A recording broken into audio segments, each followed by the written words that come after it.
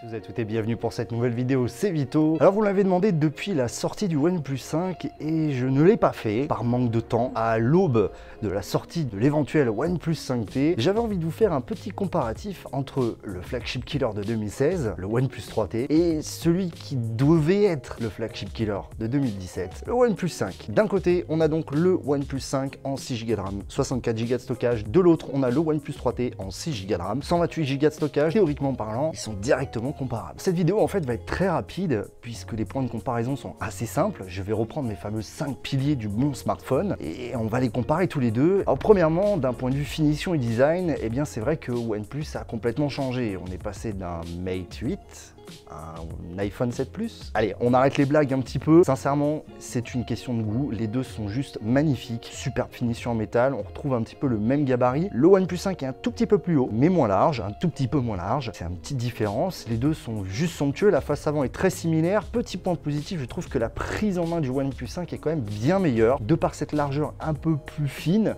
et de par ce contour un petit peu plus arrondi avec la ligne d'horizon. Et les coins du smartphone disposant d'un rayon moins agressif, moins anguleux.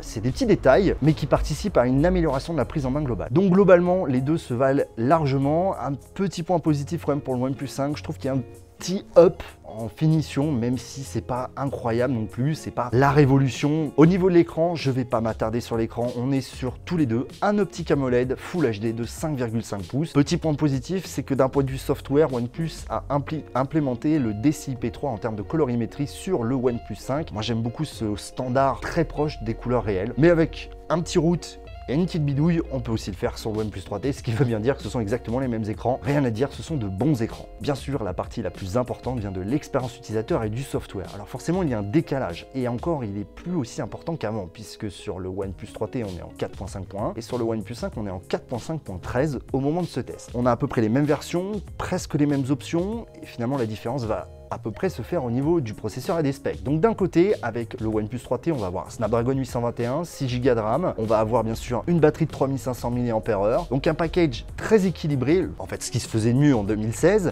et de l'autre, on a donc le OnePlus 5, Snapdragon 835, 6Go de RAM là aussi, puisque c'est la petite version, et une batterie de 3350 mAh.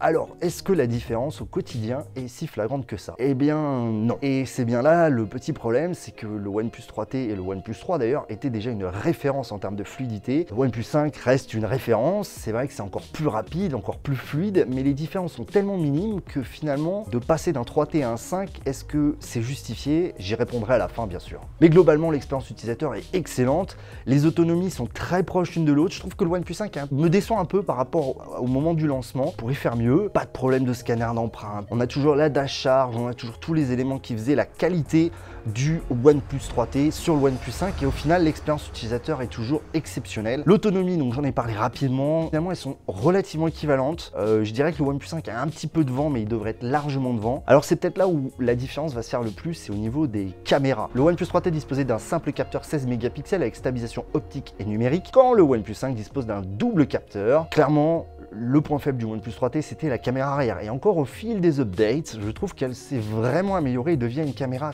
plus qu'acceptable en haute lumière. En basse lumière, on garde quand même un gros grain, mais ça reste parfaitement acceptable. Le OnePlus 5, je dirais que la caméra, par rapport au flagship de cette année, c'est de la très bonne caméra. On dispose d'un zoom optique x 1,6, on va être honnête. Mais globalement, c'est un des gros bumps. On voit vraiment une amélioration de la qualité globale. Je vais essayer de vous mettre quelques clichés pris avec les différents smartphones, mais c'est vraiment de la très bonne qualité pour les deux.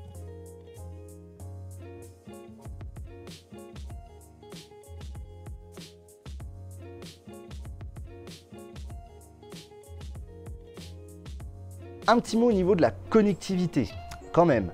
Il y a un truc que j'ai quand même noté qui m'a vraiment frappé, ça vient de la puce Wi-Fi et du modem 4G que je trouve bien meilleur sur OnePlus 5. Alors vous allez dire c'est subjectif, eh bien non, puisque tout simplement j'ai pu tester avec le même opérateur entre le 3T et le 5 et le même réseau Wi-Fi. Clairement, je capte mieux le Wi-Fi avec le OnePlus 5, tout comme je capte mieux la 4G avec le OnePlus 5. On voit que petit composant par petit composant, si tu mets plus cher, si tu mets des composants de meilleure qualité, ben, ça fait plus cher. Bon, on va conclure rapidement. C'est vrai que ce comparatif est non exhaustif. Je pourrais en parler 20 minutes quasiment, mais c'était pas le but de la vidéo. Le but de la vidéo, c'était de dire quoi? Eh bien, tout simplement que le OnePlus 3T en 2017 est encore largement au niveau.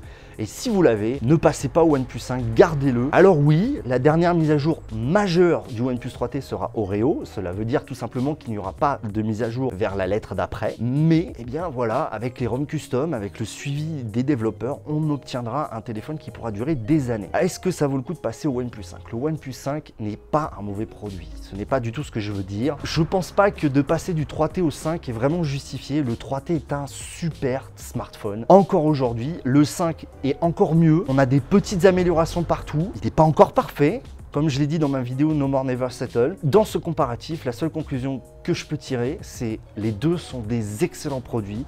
L'expérience utilisateur est complète. Un petit bémol pour la caméra arrière du OnePlus 3T, mais globalement, les deux font parfaitement l'affaire. Si vous préférez le design du 3T, allez sur le 3T. Si vous préférez le design du 5, allez sur le 5. N'oubliez pas les pouces, n'oubliez pas le partage. C'est tout pour cette vidéo. C'était Vito, Tech Check les amis.